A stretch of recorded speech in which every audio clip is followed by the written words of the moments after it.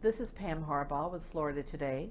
We're here with Mr. Howard Redding, and he's going to tell us about some of his experiences with World War II. Mr. Redding, would you begin by telling us a little bit about your life before you enlisted? Okay. Well, in 1941, I had just completed, in the spring of 41, I had just completed my second year at the University of Cincinnati Engineering College, which was a cooperative school where we worked 2 months, went to school 2 months. And incidentally, that was the original cooperative school in the country.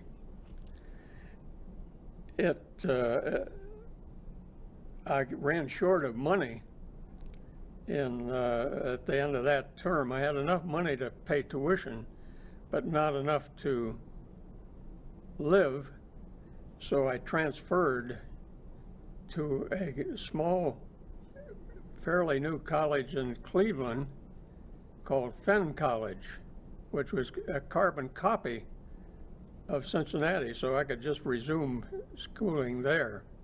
And by the way, my hometown was Avon Lake, Ohio, which is 23 miles west of the public square in Cleveland. So I could go to school in Cleveland and live at home by going to Fenn. And the school term started in November of 1941. Just prior to starting, I had gone to my draft board to see where I stood. My classification was 2A, which was a deferment for engineering college. And the draft board person told me that they were running out of 2As and going to, 1As, and going to start taking 2A for the draft. Well, the last thing I wanted to be happening was to be drafted. And I'd always wanted to fly. And bear in mind, this is early November before Pearl Harbor. So I went to the Navy. I wanted to be a Navy pilot. I took their physical exam, which was a 2-day exam. And this was where the eye exam took a half a day. And they kept running me through it time after time after time. And when I asked why, they said, well, you're the first guy that does everything exactly right, and we want to prove to these guys that somebody can. However, we won't be able to pass you because your teeth don't fit together to suit us. And I said, my gosh, I don't have any problem.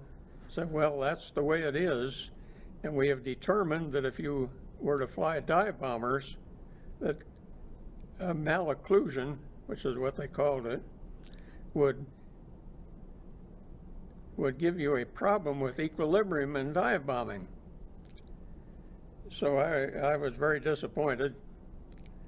And later on, about a week later, I read that the Army Air Corps Examining Board was in Cleveland for a period of time to take applicants for Army Air Corps training. I went to them, and the first thing I had to do was fill out a form which told why I flunked the Navy exam. And when the guy saw the reason, he laughed. He said, those Navy doctors don't know what they're talking about. And I was passed. They said, however, we've got a problem. There's so many people going in at this point in time, we won't be able to take you.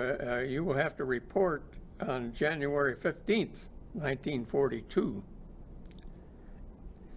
In the meantime, I was attending this Fenn College, and I was there the day after Pearl Harbor when Roosevelt made his speech about infamy, and then decided I might as well drop out and get my money back because I was going into the service. They were reluctant to do it, but they gave me my money back.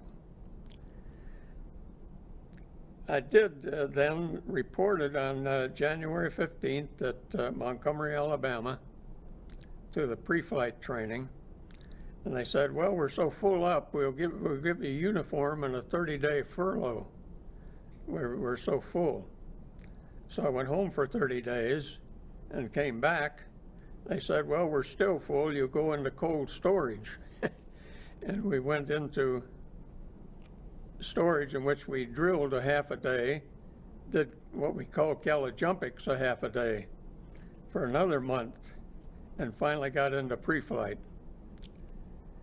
After pre-flight, I was sent to, in Montgomery, Alabama, I was sent to Ocala, Florida for primary flight training. We went on to Ocala and started training, and at that time, when you finished flying on Wednesday, they left you off the rest of the day till 11 o'clock, and on Saturday, after flying in the morning, we were left off, and after about 11 o'clock till 11 o'clock that evening. And the hotel in Ocala, which I think was the only hotel at that time, the Marion Hotel, had a dance every Saturday night for the cadets that were at the flying school. And the girls from Ocala would be there, and we would be there. The first night, I'm sitting at a table, and by the way, at the flying school, the rooms were arranged where there were four fellas in a room, and in between a washroom was a couple showers and bathroom, and on the other side another group of 4 people. And I can remember the names. The names of the 4 on one side were Peck, Powell, Pruitt, and Steve. I will not mention Steve's last name for reasons I'll mention later. And on the other side was Quagan. He was the only Q. Redding, or Rabinowitz, Redding, and Richards. Those are the 8 of us. Well, this Steve and I got to be fairly good friends. And at the first, I guess it was the second dance on a Saturday night, Powell and I were sitting at a table, and Powell had connected with a charming young lady named Martha.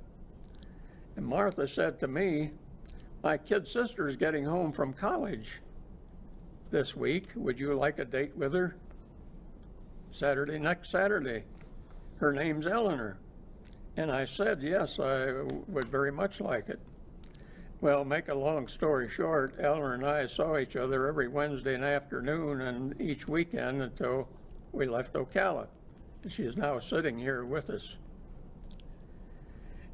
When we left Ocala, we got on a Greyhound. We were given 5 days to get to Greenville, Mississippi. So naturally, we all got on the first bus to New Orleans and stayed in New Orleans until we could get the last bus to Greenville, Mississippi, and get there on time. And at the bus station, we found that there were so many cadets had the same thing in mind that they had to put on an additional bus. Steve and I got on the additional bus. We got as far as a town called Crystal Springs in Mississippi, and there was a double track in the middle of town.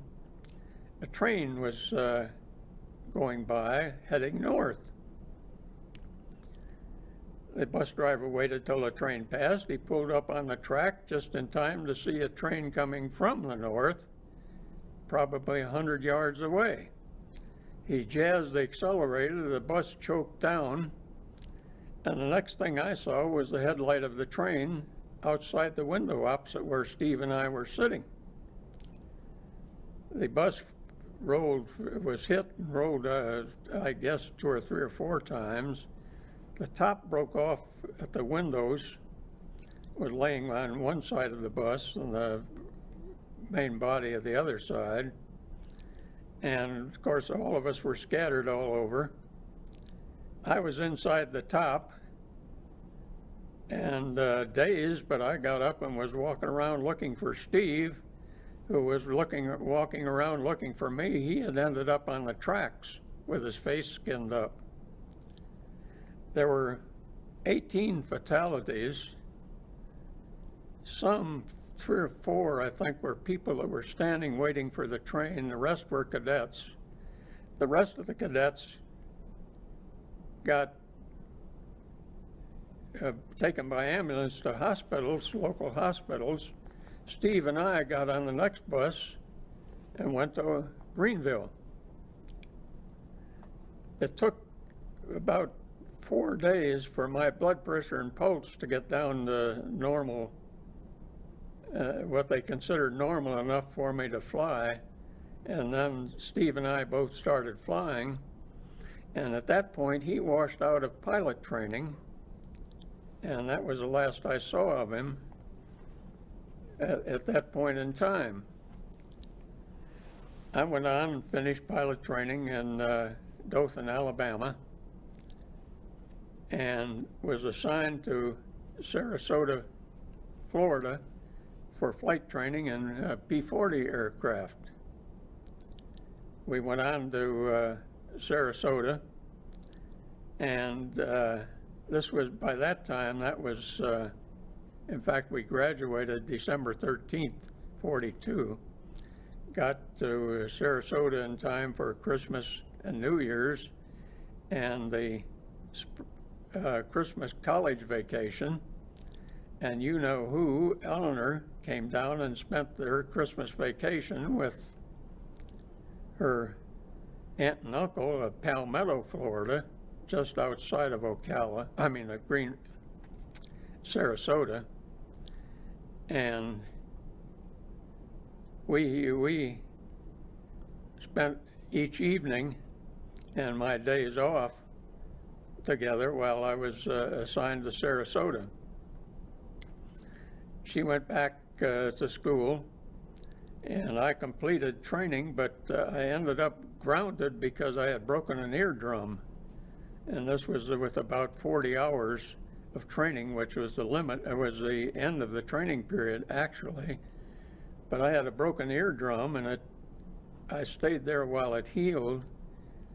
And the people that came in with me went out, but I resumed flying when the eardrum healed and went out with the next group. So I had a little more flying time than most of the people as went overseas. I think somewhat like 70 hours, which turned out to be significant. Mr. Redding? Yes. Could you tell me how you broke your eardrum? Yes, you have to be careful to not fly with your head stuffed up. And apparently my head was stuffed up and I didn't realize it. And in descending rapidly in a dive, the change in pressure broke the eardrum. And strangely enough, it only takes a couple weeks for it to heal.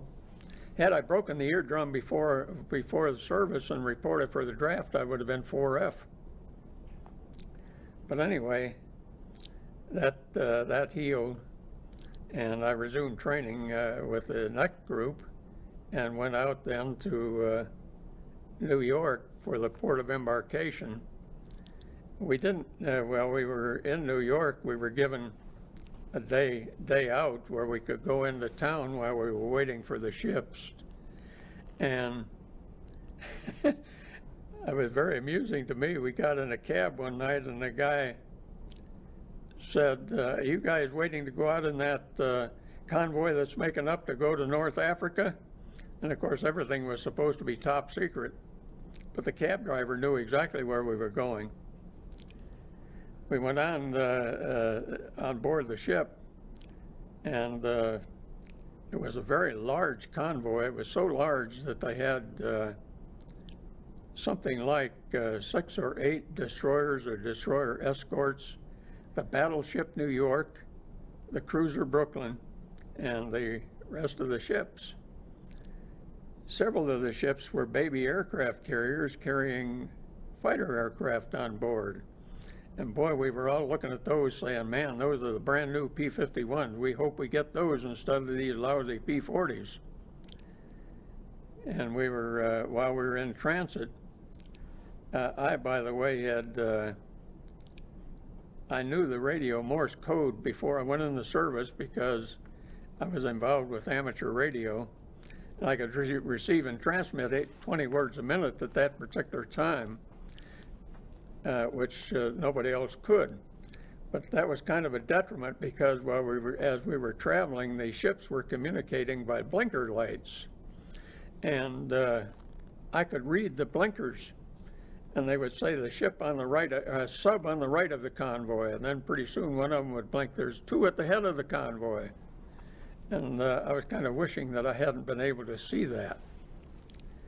Anyway, we ended up in North Africa, and I was in the Fighter Replacement Center, and they had a large number of people at what they call the Fighter Replacement Center at Casablanca. While we were there, we got a lecture by Colonel Cochran. Colonel Cochran was really a war hero at the time. He had done tremendous things, single-handed, squadron commander, and he was back at the replacement center training, furnished a little additional training to P-40 pilots. He started his lecture by saying, "Gentlemen, you are flying an airplane that is inferior in all respects to the enemy, so it therefore behooves you to listen to what I have to say." And by the way, I'm sure nobody here remembers it, but at that time there was a comic strip in the papers called Smiling Jack. And Smiling Jack was an Army pilot. And there were, in the Smiling Jack comic strip, there was a Flip Corkin. Well, Flip Corkin was Colonel Cochran. The comic strip was patterned after him because he and the comic strip artist had gone to school together. In any event, we, as I said, I had accumulated approximately 70 hours of flight time over the 40 that most of the guys had. And we used to consult the bulletin board every day because they were listing your assignments and sending you out. They took the 27 people out, there must have been 300 or 400 pilots there. They took the 27 with the most flying time and sent us to Fez in Morocco. And when we got to Fez, miracle of miracles, there sits the brand new P-50, what we thought were P-51s for us to be flying. What they had done was taken a fighter bomber, light bombardment group in the 27th group, which had been decimated in the battles in North Africa because they were flying the wrong type of airplane. And they changed all the aircraft, all of the flight personnel, the squadron commanders, everybody involved with the flight personnel, and put in these brand new P-51s, which were really called A-36A because they had dive brakes that opened up in the middle of the wings, and they were called fighter bombers. We spent probably a month or 2 at Fez in Morocco training because we had to learn, including the commanders and all the people in command positions had to learn the new aircraft.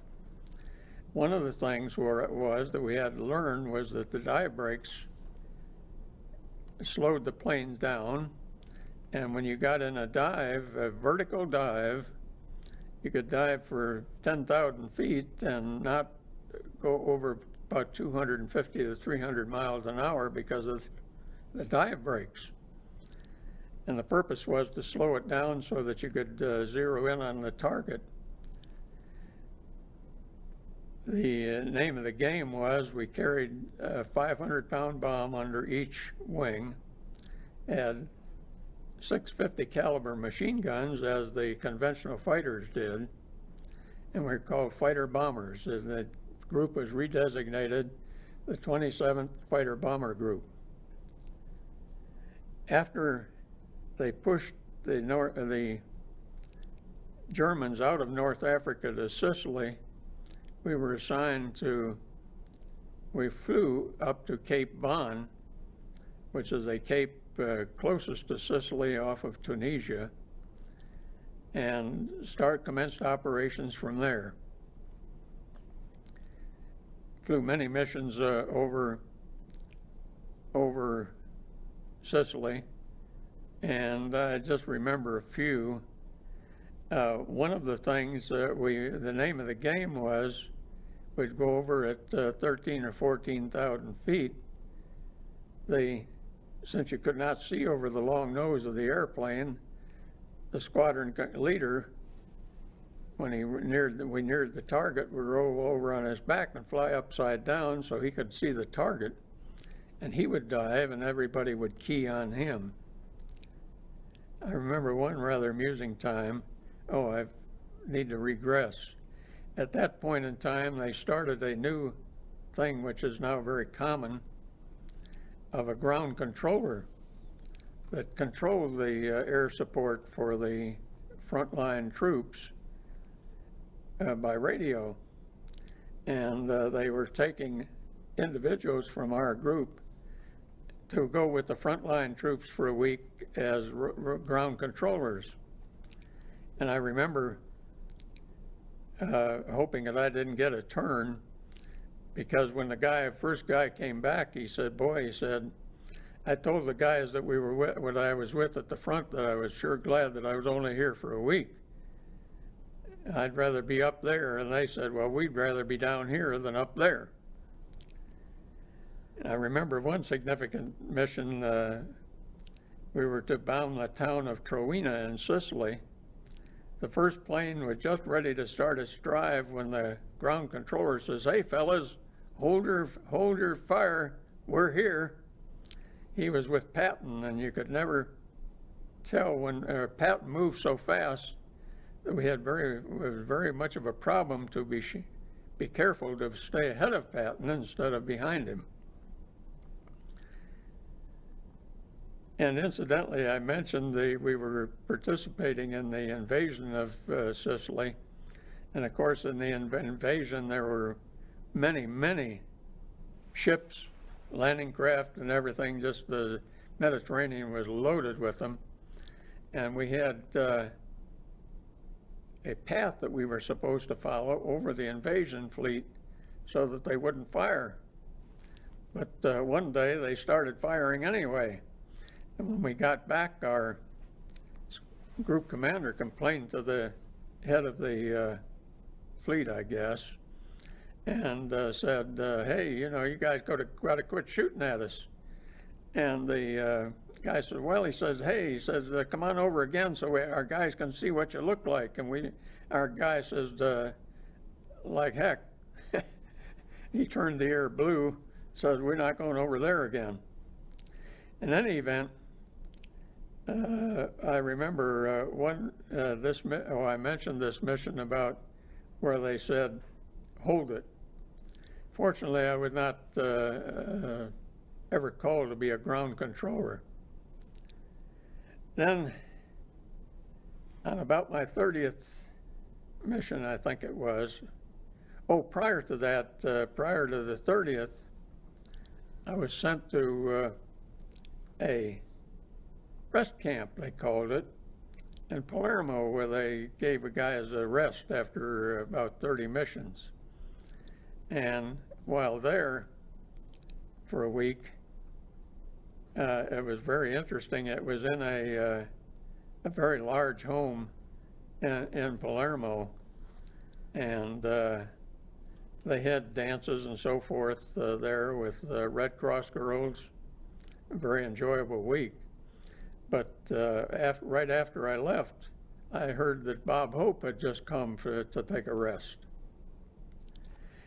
In any event, went back to the outfit. I got there in the morning of August, early August, and I was still, of course, in the suntan tropic cotton uniform with all insignia, and I normally flew with a flying suit.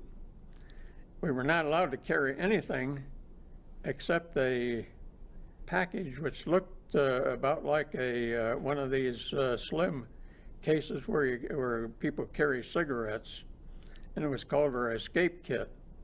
And in the escape kit was a map of the area that if you went down you could use to locate yourself, and 4 little cubes. I say cubes, they were the shape of the older cubes of sugar. The map, as I mentioned, and I can't remember some of the other little things that were in there, but this was, quote, our escape kit. I had that in my pocket and nothing else. And we had got a mission. They had a mission which was to take off of an hour or so after I arrived back in the morning of August 15th, 1943. And the mission was over a town in the toe of Italy. We went over the town, and it was a maximum effort. Normally there were 12 aircraft in a squadron during a mission, but in this particular one, because it was a maximum effort, we had 12 and 8, we had 20 aircraft, in which 2 flights of 4 were to furnish top cover for the 12 carrying the bombs. I thought, oh boy, I won't have any bombs and I'll be able to fly above the flak. We won't have to worry about flak, which was a little bit of a problem. And by the way, let me back up just a moment. During that, just prior to that, the Germans, of course, had been pushed off of Sicily, crossing the Straits of Messina, going into Italy, and there were so many American missions flying over the Straits of Messina, bombing it, that we had to fly and wait our turn to go in, which we did. And then came August 15th, and this maximum effort mission, flying top cover, no bombs. And coming back, one of the planes had apparently been hit by flak, and he lost his coolant, and he went down in the water off the coast of Italy. We saw him down there in his life raft, and the squadron leader says, well, you planes that didn't carry bombs have more gas left. You stay and call the air sea rescue, which we did. We were circling him, and my flight of 4 were down on the 300 feet out above the water, calling the air sea rescue on the radio. The other 4 were above us, covering us. The next thing I knew, I saw tracers going over my wings, and I looked back, and the airplane on the other end of the tracers had a swastika on it. It turned out later, I found out that 14 to 15 of the German Messerschmitt 109s had attacked our groups. They engaged the top cover and came down on us. So, as I said, I saw tracers going by on each wing. I figured, well, some of them must have come in the back end too, because we had an armor plate behind us.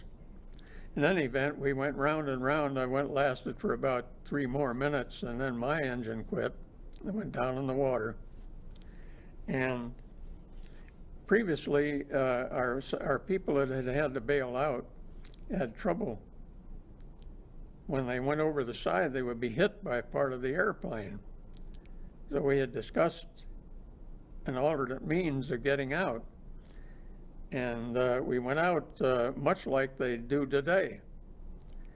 The name of the game was, you got the plane flying straight, rolled all the trim tabs and all of the controls set for a vertical dive, and hold the controls against that dive, detach yourself, get rid of the canopy, and let go of the controls, and the plane would dive and you would pitch out. Well, it worked. But just prior to that, when I pulled the lever to jettison the canopy, it wouldn't go. So I had to stand on the seat, and I pushed on it with my shoulders, and it went. And I let go, and I went. And we had been equipped with special British parachutes called quick opening chutes, which was fortunate.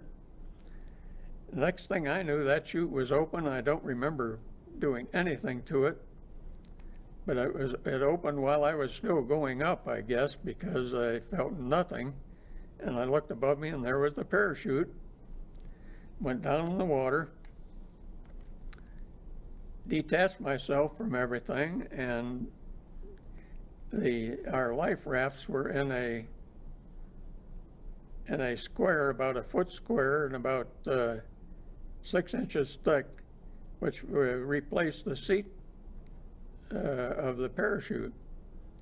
So I went through all of this, which we had previously drilled on. I went through all of the procedures for opening the chute, the dinghy, spread it out on the water, inflated it, climbed in. And we had been calling the Air Sea Rescue, and I just about got into it. And in all of this time, I had felt okay, but as I climbed into it, apparently I'd inhaled enough salt water that caused me to regurgitate, which I did, and got myself situated, got the paddles out, and the thing was equipped with 2 paddles, which you put on your arms, and they looked much like the fins that scuba divers dive with. But they had little handles on it, and you would row yourself in a rowing motion to paddle the dinghy. So I got in, and I couldn't see anything particular. I could see the shore of Italy off quite a distance. And I was sitting there hoping the Air Sea Rescue, which we had called, would come, and he did. In about an hour, this little British amphibian which had a open cockpit in front of the wing, and it was a pusher type airplane, which the propeller was on the rear of the plane, and he came and landed about a half-mile away from me. And man, I'm jumping up and hollering and waving and shouting and everything else. And he got out and did something in the water, made a 180-degree turn and went back. Needless to say, the air around me was real blue after that for a while. So I paddled a while, headed toward what I thought was Italy, and it became dark. And I forgot to mention that I was only there for about an hour when a shark inspected me, to the extent that his fin creased my rear end through the 1/8 inch of rubber or whatever it was between me and the water. And that was the only one I ever saw. As it got dark, I decided I would lay down and sleep rather than try and paddle because there was obviously no lights anywhere. And the next morning at dawn, I could see the Italian shore, and then way off in the distance I could see the Straits of Messina, which separated Sicily and Italy. And at that time we were on the Sicily side and the Germans on the Italy side. So I started paddling for the straits. And as I said, the only thing I had, didn't have anything on my head, of course. So I took the map and put it on like a women's babushka or whatever you call it over my head, and started paddling for the straits. Make a very long story short, I ended up, by current and by paddling, at the Straits of Messina, and the current, and incidentally by that time I had no food nor water. At that time I realized I was passing out periodically because the fifth day I remember that I saw the sun come up, and then it seemed like a few minutes later the sun was directly overhead. And then a few minutes later after that, the sun was going down. And I decided, buddy, you better get ashore as fast as you can, no matter where. And I went ashore on the wrong shore, and there was a German GI standing there waiting to pull me out of the water. I very carefully dried myself off and dried my shoes and everything, and stepped out of the dinghy, couldn't stand up, fell back in the water, and he hauled me out. So you were adrift for 5 days without food or water? That is correct. Was that a particularly frightening experience for you? No, you know, I've thought a lot about it, and I don't ever remember being really scared, have a scared feeling. I really don't, even when all of the shooting was going on. What about when the shark inspected you? I didn't like that, and I was very concerned about that. I really beat the water, which I guess was probably the wrong thing to do. Did you have a weapon with you? No, we had decided with no weapons. We did have a what you call a hunting knife, and with us. And I don't remember what happened to mine, by the way, but in any event, we had a hunting knife, and the purpose of that was one time a guy had his life raft had inflated in the cockpit for some reason, and he had a terrible time fighting that and getting back safely. So we were equipped with the hunting knife to cut up the life raft in case it inflated on us by accident in the cockpit. I have a couple of other detailed questions about this incident before we talk about your status as a prisoner of war. When you had to ditch, what had happened to your plane? Was it hit? I didn't ditch. I bailed out, and the plane, as I mentioned, we were attacked by a large number. I read a report of the mission after, long after I got back. Somehow a guy in the organization I belonged to after I got back got a copy of the mission report, and they reported that we were attacked by 14 Messerschmitt 109s. And we were all, of course, watching the guy in the life raft, or at least the four of us circling him.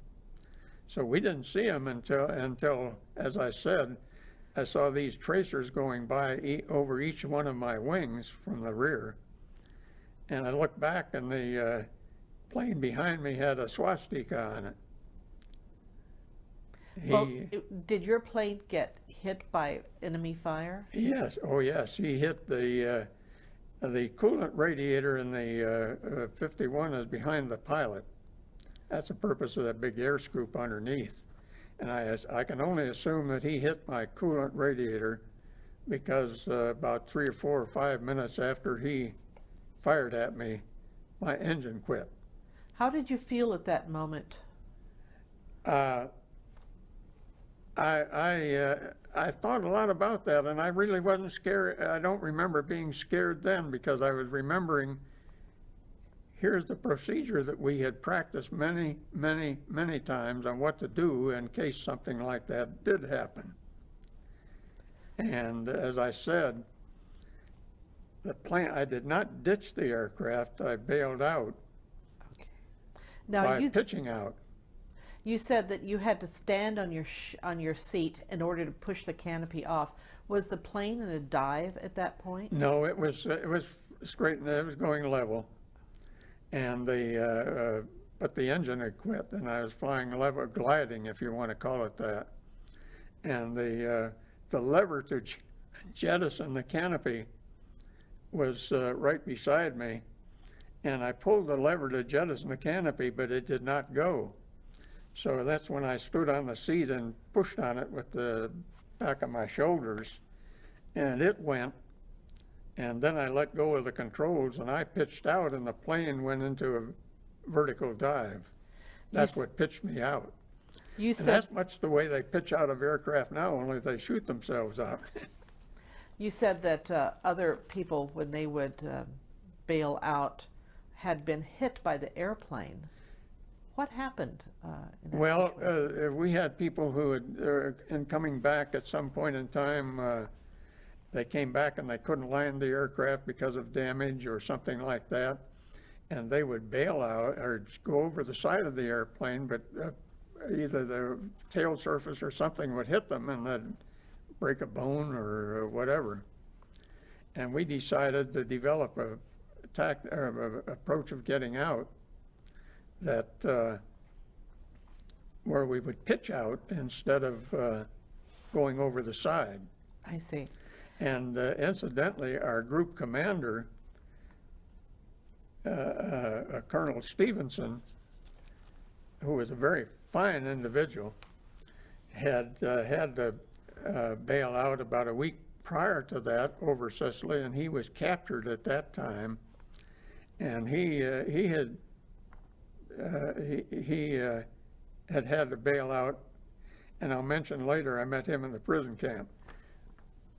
But Now, when you landed in the water, Just a minute, ma'am. yes. She wants to go outside. Oh, yes. Hang on a moment, please, Mr. Redding. Oh, that's okay.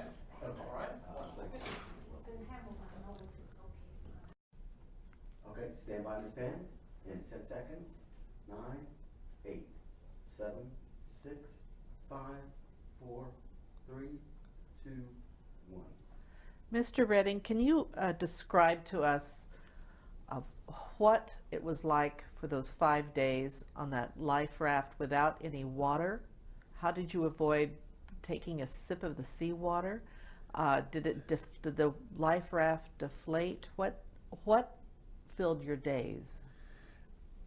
well, what filled my days, of course, was paddling, but I was fortunate that the life raft did have this little pump where you could, emergency pump, I guess you'd call it, because apparently I had a slight leak, and it would just start to collapse when it would tell me to, you better start pumping, buddy, which I did, and was able to pump it back up.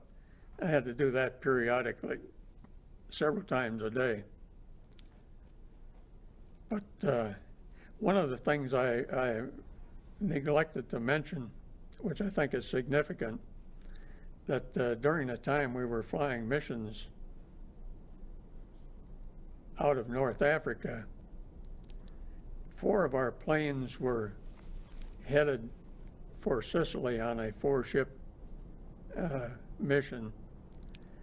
When they were flying, we used to fly at about 20 to 30 feet over the water to stay under the radar. And they were down on the water, and there were 4 German Focke-Wulf fighters apparently returning from a mission over North Africa. and they were up at altitude, and they saw our guys down near the water. They dove on them and made one pass, and apparently they didn't have much ammunition because they just fired brief bursts and then went on because they had accumulated considerable speed from their dive, and they went down on the water ahead of ours. And that's when the Germans found out they were facing an airplane superior to theirs. Our guys poured the coal to it, caught them, and knocked down 3 out of the 4. And I think the 4th one got back and gave them the word, because that was the last our people saw fighters until the day that I went down. We could see them in the distance looking, but never came in on us. Well, what was going through your mind when you knew that you were so thirsty? I mean, they say... I didn't have a feeling. I've thought a lot about that. It's very surprising. I didn't have a feeling of immense thirst nor hunger. And when I see these movies where the guys with their tongues hanging out and so forth, I laugh at that because I didn't have any of that feeling. It was quite surprising. I had trouble moistening my lips and stuff like that, but I didn't have any particular feeling of thirst or hunger. Was it hot? Yes, it was August. Sicily and Italy. How did you protect your skin?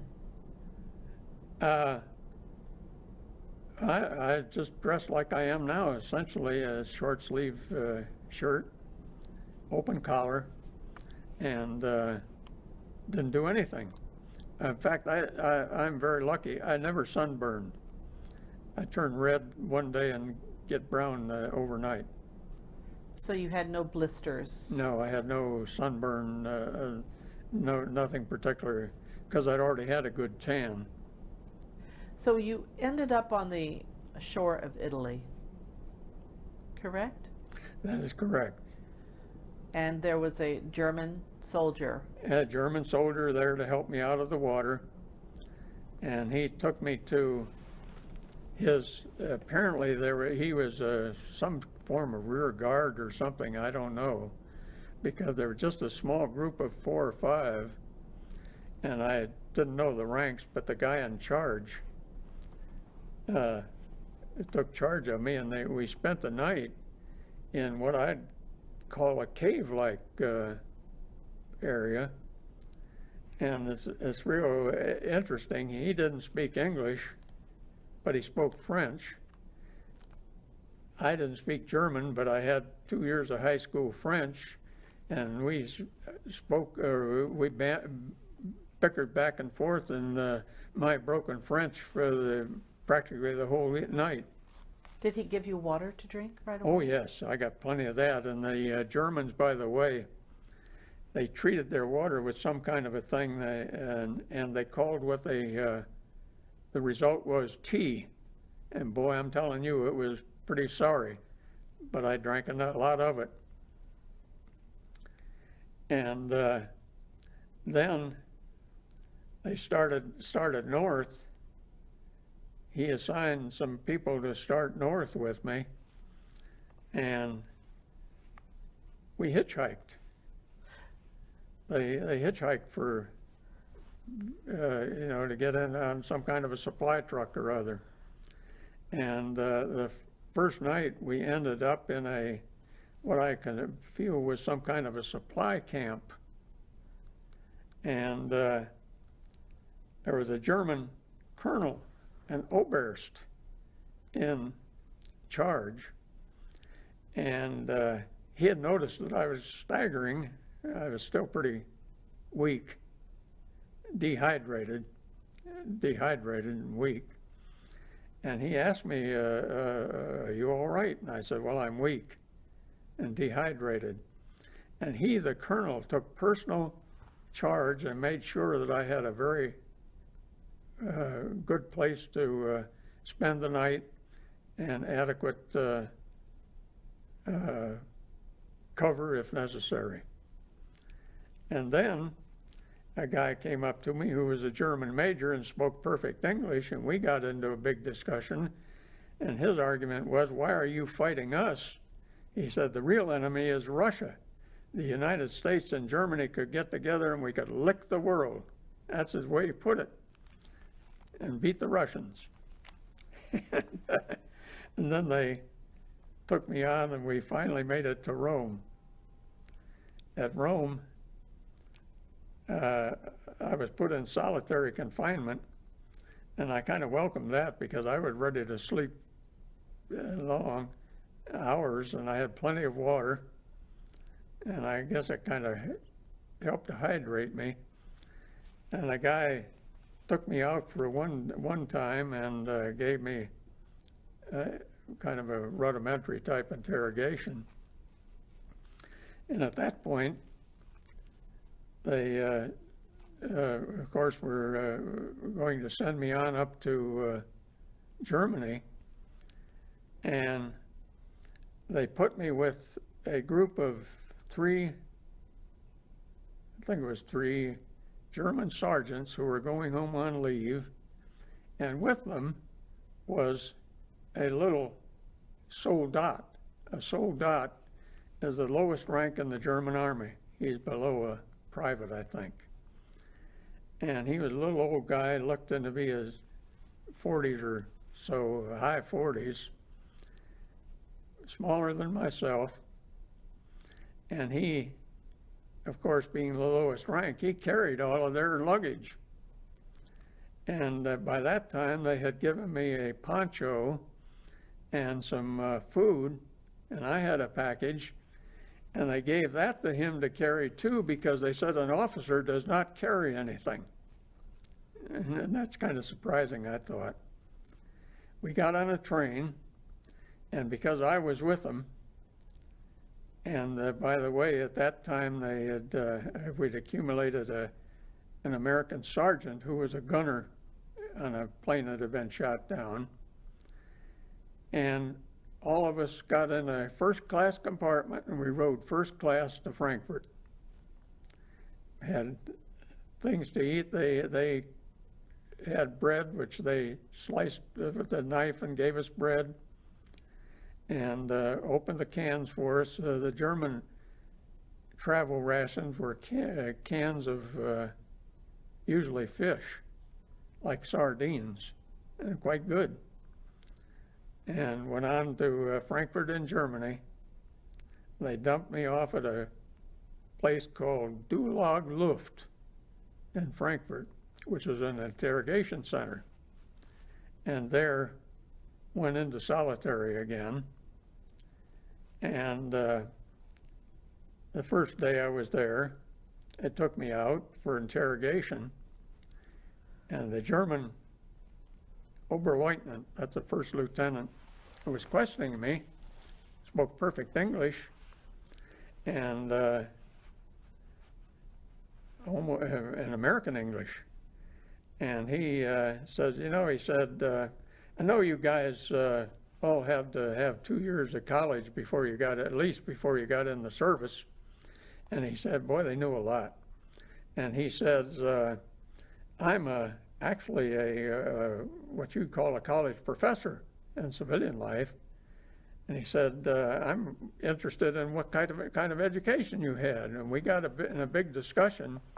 He was very interested in the co-op system of education, which I had been, and we got in a big discussion of that, and that was the limit of my interrogation. And and then we got put on a train with a bunch of other guys in a boxcar, and sent to Sagan in Silesia, which is in what was East Germany during the time Russia was Russia. It was the USSR, and the East Germans were tied in with the Russians. But as I said, Sagan was in East Germany, and that's where we got. And when we got into the outer area of the camp where the Germans were shooting a mug shot and giving us a German dog tag, which I was looked for before I came here, but I couldn't find it. I was number 1449. Apparently the 1449 American aviation type. And we got let's see, forgot where I was. You were in East Germany going to the, I guess, prisoner of war camp? Yes, we were in these box cars. We ended up in Sagan in East Germany. And as we're in the outer area of the camp, when they gave us a mug shot and ID and so forth, and we were allowed to keep only one thing, our American dog tags.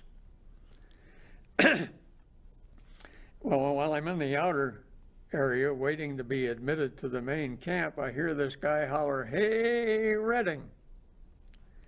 And when I get in, I find it's my friend Steve. He had gotten there about 2 weeks before by a B-17 that was shot down. He was a navigator. He'd gone from being washed out of pilot training and gone to navigation school and become a B-17 navigator. So Steve and I then spent the rest of our time there together.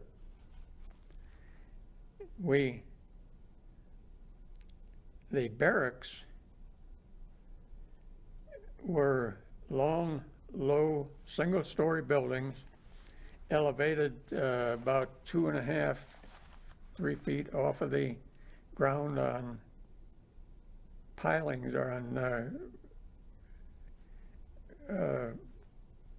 concrete posts, I guess you'd call them. And the purpose was they wanted to keep them up above the ground so that the POWs wouldn't dig their way out. And incidentally, the ground in Silesia is just like Florida. It was sandy soil, very, very much like Florida. So the barracks were divided,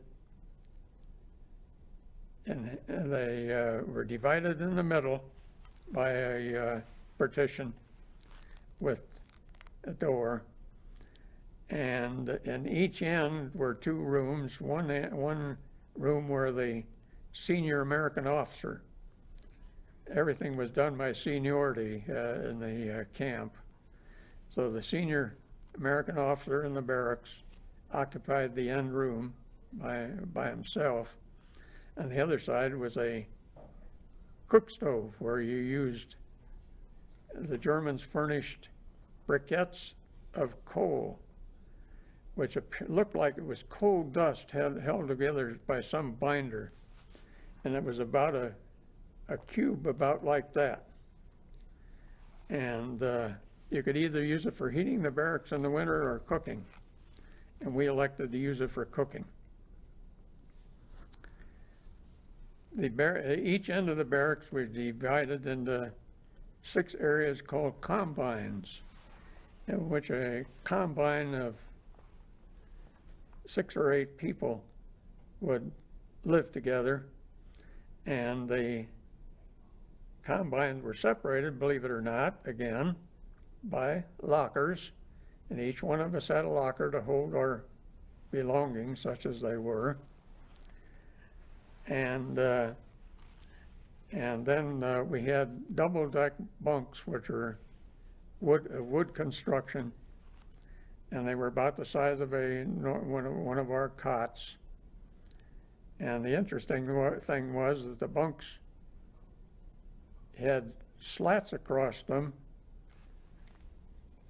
They were totally filled with slats about 3 or 4 inches wide across the bunk, holding up the mattress, which was what you would call burlap bag filled with Excelsior. We had a pillow with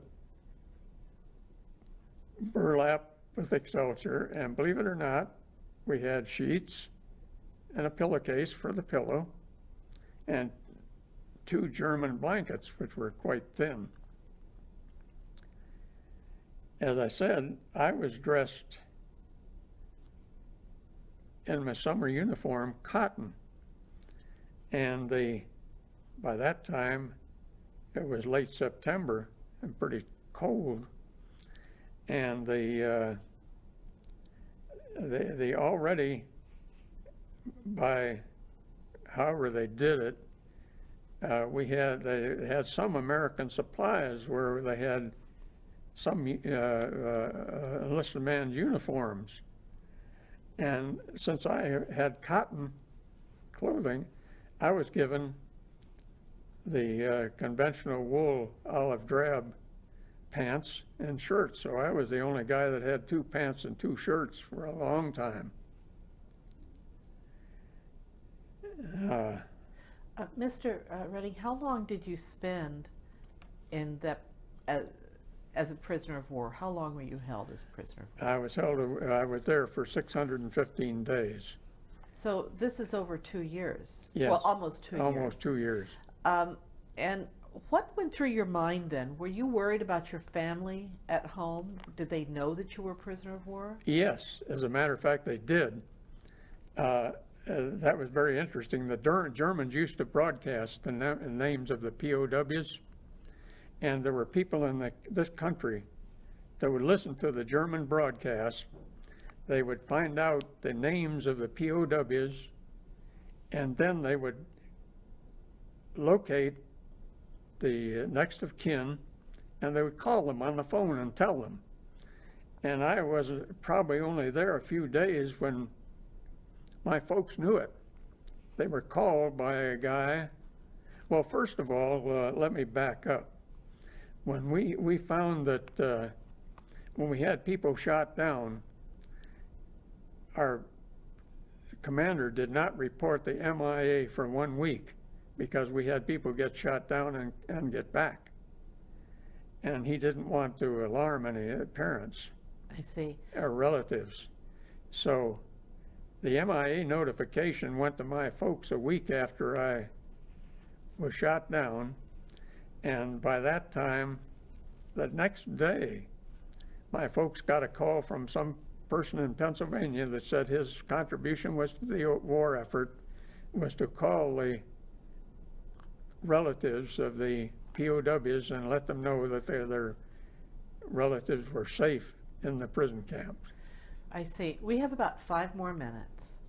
And what I'd like to find out from you is if you received any letters or packages from home while you were a prisoner of war. Very definitely. We were allowed 1 package from home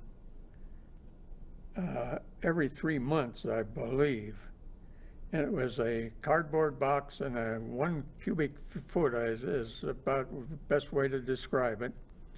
And they could put in whatever they could get in there for up to a certain weight. And the interesting thing about that, my mother told me later that my dad would pack and repack and repack and pack again to get the maximum he could get in, meet the weight, and send me the maximum stuff. What would they send you? Well, I asked them to send me at that time the uniform was a pink, what they call pink pants, which were gray pants and the green shirts. I asked them to send me one of those, which they did. And, oh gee, I can't think of the things they sent me right at the moment, but boy, it was really welcome. And by the way, if we only got a few more minutes, this is kind of humorous. We were allowed a tobacco parcel. Of course, the people that smoked cigarettes, they were allowed, I think, a package of 6 cartons of cigarettes every 3 months or whatever. And of course, the smokers would go through those very quickly. And initially, when we were got in there, people started gambling because nothing else to do. They played poker. And they were gambling for IOUs. A senior American officer said that has to stop. Cigarettes are the thing, so they gambled for cigarettes. Since I didn't smoke cigarettes, And I didn't play poker, but I played blackjack. And I didn't care whether I won or lost. I always had about 8 or 10 cartons of cigarettes in my locker, which were trading material, and I traded them off for articles of clothing or whatever. I got a very nice British battle jacket that way, and I got a number of articles of clothing. A Russian shirt, which were in great demand because they were very fancy shirts. And I can't think of anything else in particular I got. But on a sidelight, Eleanor asked folks if she could send me one of the tobacco parcels, which I got anyway. I smoked a pipe. And she sent me the most expensive tobacco she could find, which turned out to be denicotinized stuff, which was like hay. The British loved it, and I was able to trade Brits 3 for 1. They'd give me 3 American for other American for one of the type that Eleanor sent, so I was loaded with it.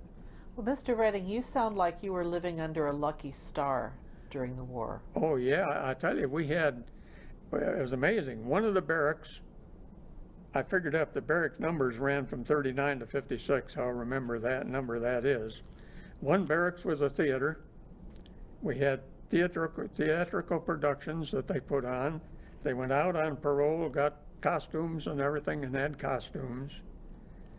We had athletic equipment under parole, bats, balls, and gloves. We had major league and 4 minor leagues in baseball, A, B, and C, and D minor leagues in the camp. I will have to modestly admit I was all-star catcher on the major league. When they picked an all-star team, I was the all-star catcher. Well, tell us about the end of the war. Was your camp liberated by Allied forces? Yes, it was, and since we were very close to the East Germany, when the Russians got close, they marched us out of our camp in Sagan in December, in the middle of the winter, and we marched for 2 or 3 days. Were put on trains finally, and sent to a camp called, which I think was Stalag 7A, just outside of Munich in a town called Moosburg, which was not a very good camp. But as we I'm trying to think of the date, April 29th, 1945, General Patton liberated the camp. Patton himself came in, and I was quite surprised when I saw him. He wasn't very big, and I counted 20 stars on him. He had 4 stars on his cap, 8 stars on each shoulder, 4 stars on his collar, and 8 stars on each one of his pearl-handled revolvers. That was the main thing I noticed about Patton. But we were liberated, and we ended up on a German auxiliary airfield waiting for transportation out. Some of the guys found in the control tower, they found these flare pistols, and off in the distance we sighted a large number of what we call Goonie birds, the DC-3 transports that were used during World War II. And the guy started firing the red flares. The leader of the group thought that was a signal to land, so he landed the whole group. They had loads of jerry cans full of gasoline. When he found out who we were, he said, okay, he said, I'll take you back to France if you will help unload the gasoline. Those things got unloaded in about 30 seconds, believe me. How long did it take you before you were finally back stateside? Well, that was another story. When we finally left the camp in Le Havre, got on the ship, we got out on the high seas, and the captain said, now hear this. He said, "This is a fast ship. We're going to see how fast we can go. We're too fast for a sub, so we're leaving the convoy." And I figured, boy, we'll be in New York in about 6 days. Next day, he said, "Now hear this, we've been diverted to Trinidad." 17 days later, we landed in New York. That must have been a good homecoming for you. Yes, it was. And we, of course, I got on the phone immediately and called my folks and called Eleanor. And I went home, and we were given 60 days leave. Steve and I, both in our respective homes, he was from Massachusetts, stayed the minimum amount of time we could with our folks and then rushed to Florida. And Eleanor and I were married on July 8th of that year, and Steve and his girlfriend, Annie Lou, were married the next day. And we've still communicate. Steve stayed in the service, retired as a colonel. His last assignment was commandant of the ROTC at University of Florida, so he stayed on there in retirement and went to work at the University of Florida Hospital. And you worked with the space program, right? Yes. As an engineer. Yeah, I got into operations very early in the game, which I found more exciting than engineering. Thank you so much, Mr. Redding, for sharing these remarkable stories with us. Thank you. You're welcome. That's been I'm dry on the throat. Oh, time to get a drink of water. You hold still. Yes? Yeah, John just had one question. Oh, yes, I'm so sorry. Just, Yes, please. Now, how come the British ship didn't pick him up when they were only a half mile away from him? That's a very good question. The British air seaplane that made 180 and left, why do you think they didn't pick you up? Well, I found out later, again, this is via some reports I've read later about the incident. He landed by a raft that had a body in it. The person was dead. And what I saw him do was tip the dinghy over, or let the guy sink. And I took the dog tags. And he thought that's but the only one, so he turned around and left. Boy, pretty gruesome. But thank you. Any other questions? Okay. I'm glad you suggested that. I appreciate that. Thank you, Mr. Redding. You hold still now.